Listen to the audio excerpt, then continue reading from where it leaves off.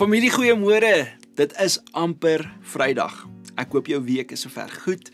Ek hoop jy leer vanoggend of deur hierdie week iets van wanneer God die gapings vul. Maar vanoggend is ons teksgedeelte Jesaja 40 vers 31 en ek wil jou uitnooi om saam met my te lees. Jesaja skryf: Maar die wat op die Here vertrou, kry nuwe krag. Hulle vlieg hoog soos arende, hulle hardloop en word nie moeg nie, hulle loop en word nie uitgeput nie. Wat 'n wonderlike vers. Min dinge toets ons geloof, soos om te wag. Om te wag vir 'n deurbraak, om te wag vir genesing, om te wag vir leiding, om te wag vir vrede. En soms voel dit of God nie haastig is nie. Ons voel baie keer soos, Here, jy kan nou maar werk. Asof hy stil sit terwyl jy sukkel om kop bo water te hou. Maar Jesaja kom in Jesaja 40 en hy wys vir ons 'n ander perspektief. Die feit dat God is nie stil nie. Hy is besig om ons te vorm. Hy werk onder die oppervlak. Hy maak jou sterk op 'n manier wat jy nooit sou kon word as alles vinnig gebeur het nie. So ek wil vanoggend vir jou sê, wag is nie om net te wag nie. Om verwaarloos te voel nie. Wag is om gevorm te word. Die heilige werk van wag. Nou, arende is nie haastige voëls nie. Het julle dit geweet? Hulle wag vir die wind. Hulle spaar hulle krag. Hulle wag vir die regte stroomwind om in te kom en wanneer dit kom, dan styg hulle sonder om eers te sweet. En Jesaja gebruik hierdie beeld doelbewus. Hy sê dat die wat op die Here vertrou, nie net krag kry nie, maar nuwe krag, vars krag, hemelse krag. En wag is die plek waar God jou innerlike strukture herbou. Jou geduld word verdiep. Jou afhanklikheid word meer suiwer. Jou hart word gerig in 'n rigting wat aanneemlik is vir die Here en jou identiteit word gefestig in hom.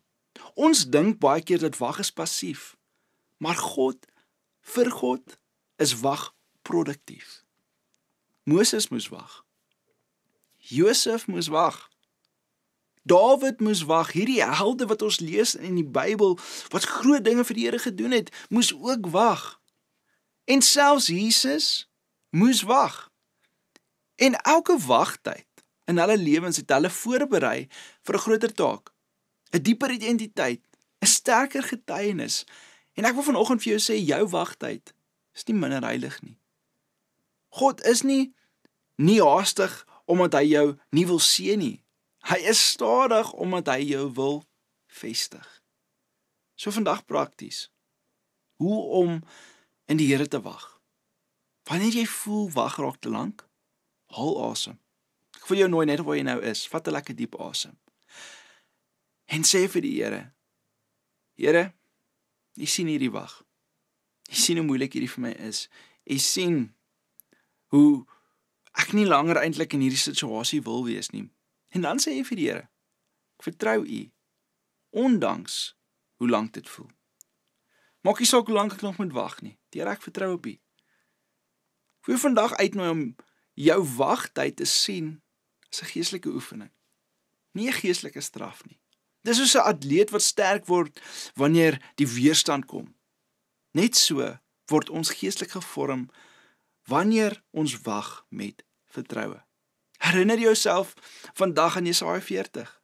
God beloof nie vinnige antwoorde nie, maar hy beloof 'n nuwe krag. En wanneer die tyd reg is, sal jy soos 'n arend opstyg, saam met die wind. Jy sal nie eers sweet nie. En jy sal die beloning ontvang. So, ek wil vanoggend vir jou sê, familie, God verloor nie tyd nie. Hy mors ook nie tyd nie, maar hy gebruik tyd. En hy gebruik die wagtyd om jou vanoggend iets te leer. Dit wat jy nou beleef as spanning, dit wat jy nou beleef as moeilike tyd, dis 'n voorbereidingskamer. En wanneer God die deur oopmaak, sal jy weet, die wag was nie verniet nie. So ek wil jou vanoggend uitnooi, terwyl jy wag met 'n vertroue. Kom ons bid saam. Vader, vanoggend is ons so diep bewus van die feit dat wag is vir niemand lekker nie. Wag voel baie keer soos 'n straf. Dit voel baie keer vir ons, wanneer gaan hy nou opdaag? Maar ek bid vanoggend, dat terwyl ons wag, terwyl ons besig is om in die voorbereidingskamer te sit, en ons nie weet hoe lank dit nog gaan vat vir die deur om oop te gaan nie, bid ek dat ons sal op U bly vertrou. Ten spyte van ons eie tekortkominge, ten spyte van ons eie planne en idees, mag ons wag tot U sê, nou is die tyd, ek maak die deur oop vir jou, om soos 'n arend te vlieg. Here, mag ons nie oorhaastig wees nie, maar mag ons op U bly wag. Ek bid dit in Jesus naam. Amen. Ek hoop jy het 'n wonderlike dag verdig. Mag jy werklik vandag Jesus se genade ervaar in jou lewe. Lekker dag.